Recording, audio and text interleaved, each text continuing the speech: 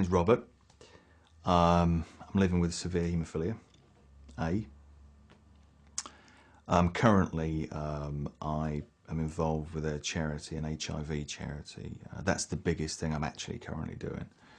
I'm a trustee of that. I'm Richard Woodhouse, haemophiliac with hepatitis C. Yes, I'm Jack Leahy. I'm 48 years old. I'm medically retired. I've been for the last 10, 11 years. I suppose you're classed as a house husband. My name is Bill. I'm 53 years old and I have severe haemophilia B. My name is Chris Hodgson. I suffer from severe haemophilia. I'm aged now 63. Before I was really ill, I sort of acknowledged myself as being disabled, I guess. I had lived a much more active life. I used to run a video unit, so a lot of running around filming and things like that, which was great fun. Some of the things that are important in my life are my family. My daughter recently made me a grandfather for the first time. I'm thoroughly enjoying that. It's very different from being a dad. I worked for an electronics company for 11 years before I medically retired. I'm on a medical pension now. I'm an old age pensioner. There were things like cricket, which I was clearly quite good at, and I practiced in the nets, and then I wanted to play in a game, and the master said, "I'll have to speak to your mother." My mother came back within 24 hours and said, no possibilities, he mustn't play sport. The only thing I could do was swim, play some tennis, but then the tennis was curtailed because in the end the damage to the joints stopped me running. Had I not had haemophilia, I think I would have liked to have been a bit more of a traveller than I have been. For one reason or another, I've not been able to travel very much during my life. One of the regrets, apart from not being able to achieve what I wanted to with my life, is, particularly with the virus, it's sort of getting in the way of relationships and making me a bit reluctant maybe to sort of be with someone. Haemophiliacs get two distinct types of pain, I think. They get the type of pain that you have when you've got a severe bleed. It's very, very severe at times. And there's the more chronic pain that you get with the arthritis that the haemophilia causes.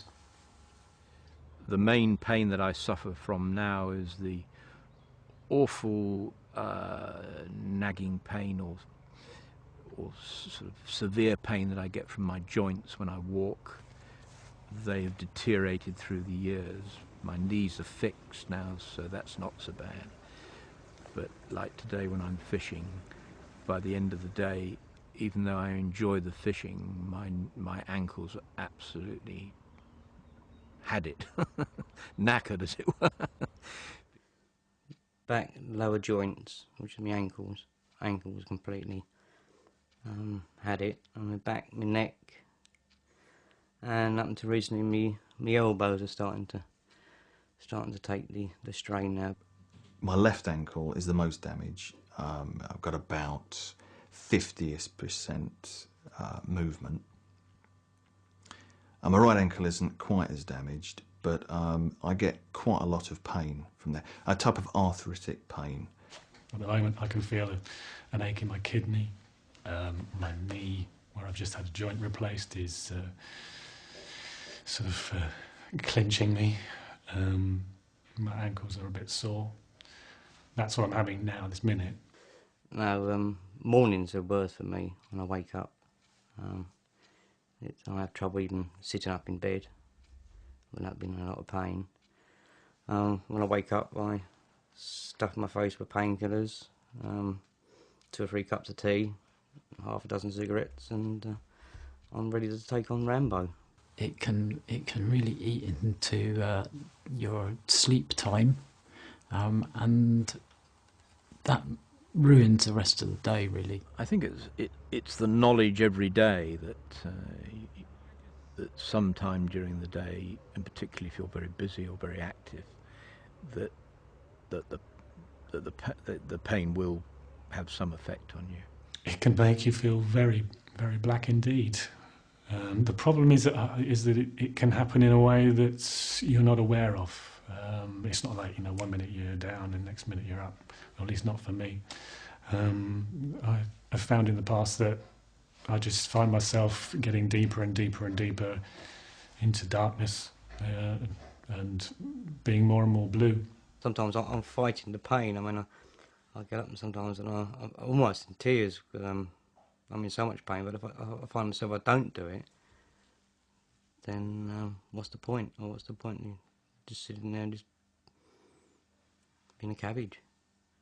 I think in the 18 months before I had my knee replacement, my knees replaced, I got really quite insular.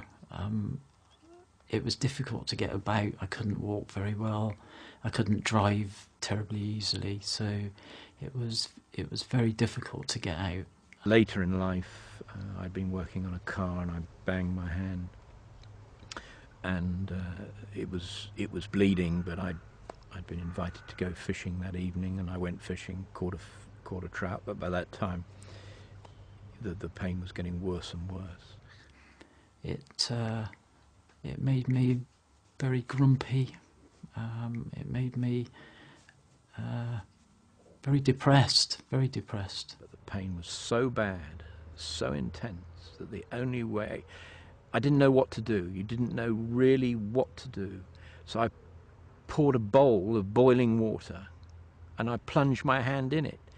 Now I knew it was the worst possible thing to do because it would make the bleeding worse, but I had to get rid of that pain. Dealing with self-pity and anger is not an easy thing. And I think it's an understandable reaction. I mean, we all have it, everybody has it.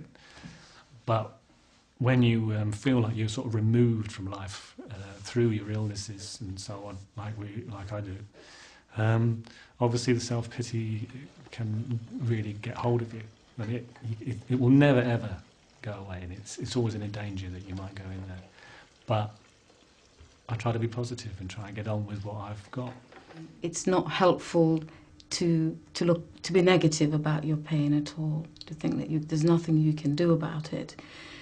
It's much more helpful to feel that your pain is manageable, that you can cope with it and have a normal life.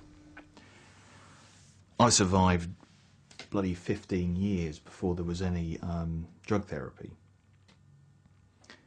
And I'm convinced that's because, although I was pretty devastated by it. I was sad and I was angry. And a lot of people, maybe watching this, that are in the same situation as me and with that age group, older, younger, would probably feel the same thing. I think that's something that people that I've met that live with a condition feel the same thing. You feel a lot of anger about that. I can get angry when I get down or fed up, and I can get angry. I think small things. I mean, if you've got a lot going on, something quite small will trigger the anger. It's very easy to sort of think that life owes you something, but I just suddenly realised, and it's easy to say, well, why not you? Why should it not be me who's got this and blah, blah, blah. It's easy to say, and you can say to someone, well, there are other people worse than you in the world and blah, blah. But there comes a point when you actually feel that and you actually realise, yes, actually, it's just the throw of the dice. It just happened to be me that got it. Get on with it. All the time. I get angry with myself. I'm on my own most of the day. My daughter's at college and my wife's out at work, but sometimes I just sit here and laugh because there's certain things that I can't do. I might drop a pen on the floor and I'd have to get down my backside to pick it up, but then I can't get back on the chair again because my arms won't allow me. I can't bend my legs to get on my knees to get back up again, and I just sit there and laugh sometimes.